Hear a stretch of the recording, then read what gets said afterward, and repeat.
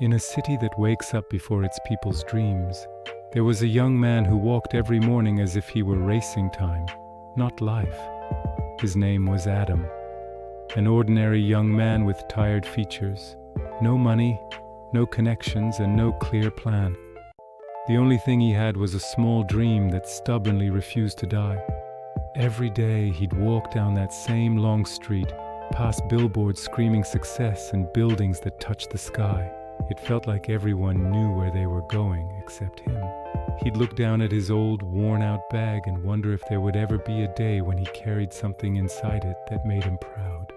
Something that represented a piece of himself, not just a tool for a job he didn't love. His days were spent in a place that stole his soul, the constant noise of machines, the suffocating tension in the air, the feeling of being a ghost.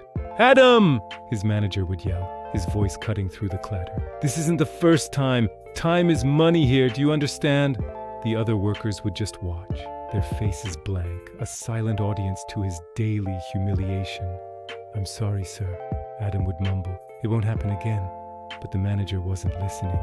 "You say that every time. If you don't like it here, the door is wide open." Adam would just lower his head, the weight of the words pressing down on him. It wasn't the hard labor that exhausted him. It was the crushing feeling of being just a number, a replaceable part in a giant, uncaring machine. During his short breaks, he'd sit alone. Sometimes a coworker would try to offer some friendly advice. "Why do you wear yourself out, man? This is our life. Just accept it, and it gets easier." But Adam couldn't. He'd just look at them and say quietly, "No, I can't." He knew there had to be something more.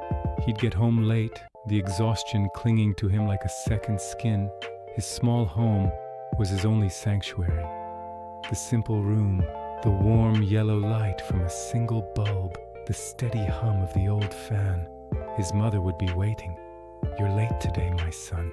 He'd just nod. Work ran long. She'd place a plate of food in front of him, her eyes filled with a wisdom that saw right through his tired smile. "I know you carry worries bigger than your age," she'd say softly. That's when his guard would fall. "I'm afraid, Mom. I'm so afraid I'll wake up in 10 years and still be in this exact same place, doing this exact same thing." She'd put her hand on his, her touch a source of quiet strength. "The hardest roads, Adam, often lead to the most beautiful places. Don't forget that." Her words were the fuel that powered his secret life. When the world slept, Adam's world began. The city would go quiet, the house would fall silent, but in his small corner, the soft glow of a screen would light up his determined face. This was his time. He'd study, he'd write code, he'd build projects from scratch. He'd fail over and over again.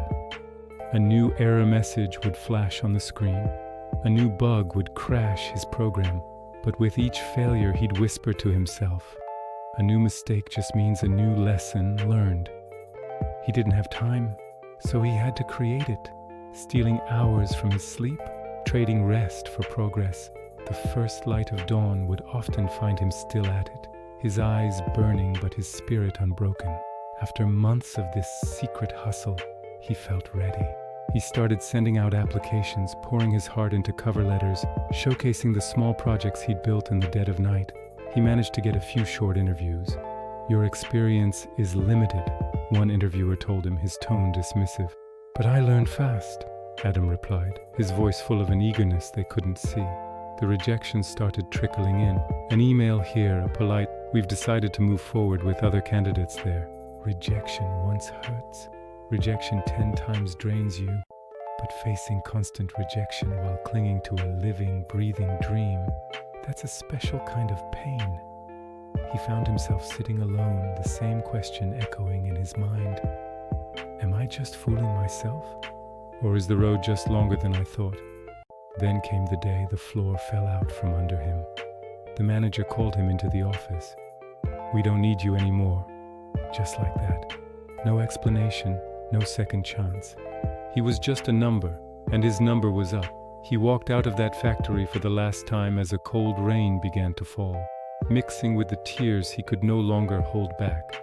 He had lost everything: his job, his small income, his routine. All that was left was him. In that moment of total loss, standing soaked in the rain, he finally allowed himself to break.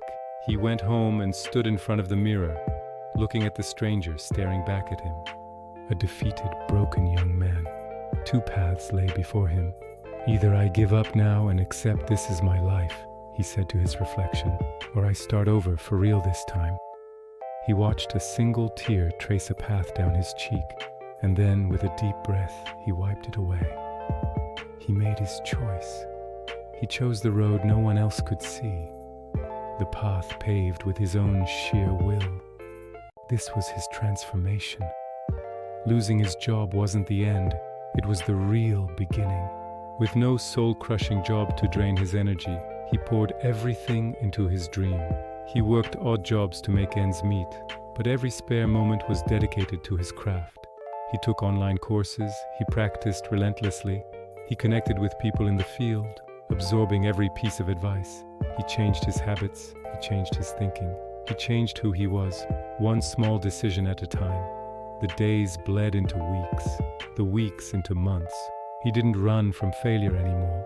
He hunted it down because he knew that's where the real lessons were. One afternoon his phone rang, an unknown number. He almost ignored it, but something made him answer. "Hello?" he said, his voice cautious. A professional voice on the other end replied, "Hello, is this Adam? We've been reviewing the portfolio you submitted, and we are very impressed. We'd like to schedule a time to meet with you." Silence. Adam couldn't speak. He just stood there, the phone pressed to his ear, as silent tears of relief streamed down his face. This wasn't the final destination, not the ultimate dream itself, but it was a door, a real, solid door, and it was opening just for him. Adam didn't magically become rich overnight. He didn't become a world-famous CEO, but he became something far more important. He became someone who refused to give up. He walked into that new office, not with the tired shuffle of a victim, but with the confident stride of a survivor. He looked up at the sky, the same sky he used to stare at with despair, and now he saw only possibility. The road was long, it was brutal, but he made it. Remember, success doesn't always go to the fastest or the strongest. It goes to the one who keeps moving forward, one step at a time, especially when everyone else has stopped. Keep going. Thanks for watching. If this story resonated with you, don't forget to like, share, and subscribe for more.